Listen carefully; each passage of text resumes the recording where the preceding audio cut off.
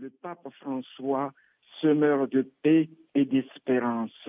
Nous attendons un message fort de la part du Saint-Père pour tous les Malgaches qui sont vraiment fatigués, un peu désespérés, qui s'enfoncent malheureusement chaque jour dans la pauvreté. Certes, le nouveau gouvernement, il faut reconnaître, essaie de faire tout pour sortir le pays de ce marasme. C'est pour cela que cette visite donnera un nouvel élan, car tout le monde le sait, ce ne sont pas les richesses humaines et naturelles qui manquent à Madagascar, mais notre pays est pauvre de personnes honnêtes. La corruption ronge le pays à tous les échelons.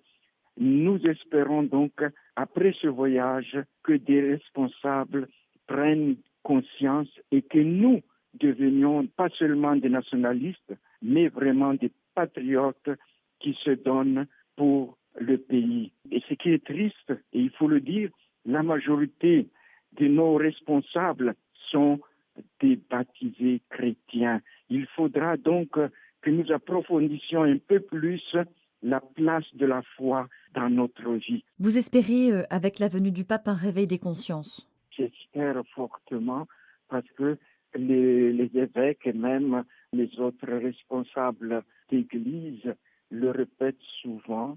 Peut-être on va nous dire qu'on prêche dans le désert, mais quand c'est une autre voix qui le dit clairement, et c'est ça aussi donc chez le pape François, son talent de dire les choses clairement va sûrement donc frapper ceux qui l'écoutent et probablement donc ça va faire changer de comportement parce que c'est ça qu'il faut attendre aussi de chacun de nous ici à Madagascar, qui est un changement de mentalité, de comportement au niveau de l'État, au niveau de la société civile, même au sein de l'Église.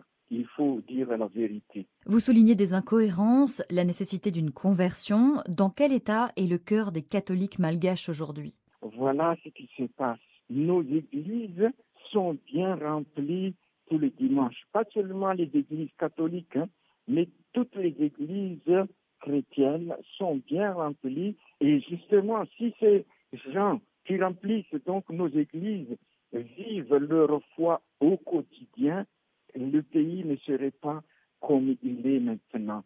Cela exige donc à tous les échelons, à partir de nous, les responsables de l'Église, à nous convertir et à vivre notre foi dans la vérité, dans l'honnêteté, dans la charité chrétienne.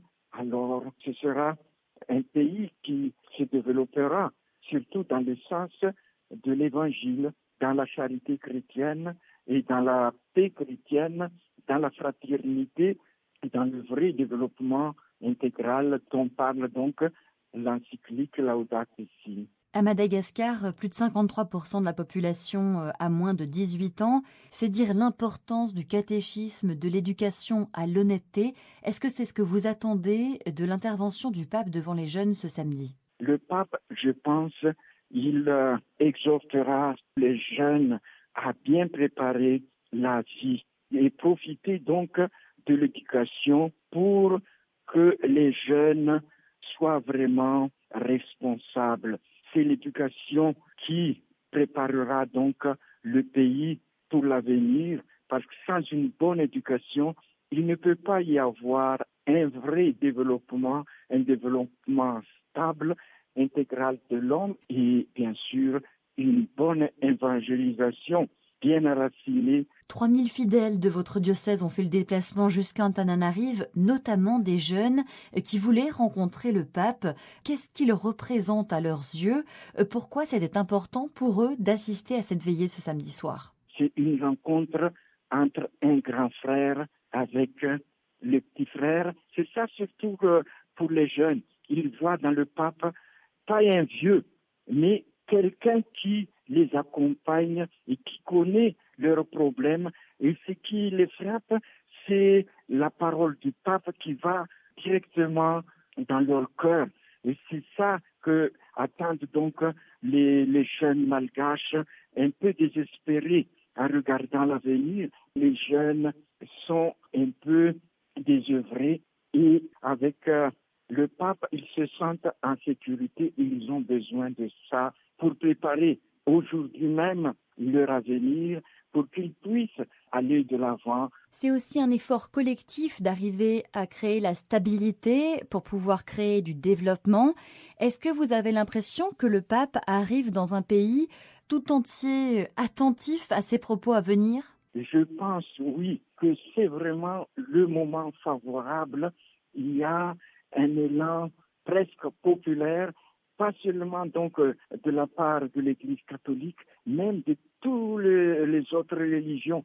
Par exemple, nos frères musulmans ont préparé cette visite à leur niveau et ils seront présents d'ailleurs. Et même une partie du terrain qui servira à l'Eucharistie et l'accueil du pape dimanche appartient à un musulman qui l'a prêté donc à l'Église pour dire qu'il y a une atmosphère qui serait, je mets toujours au conditionnel pour dire que je ne pourrais pas être sûr à 100%, une atmosphère, une ambiance de fraternité qui est prête à écouter le message.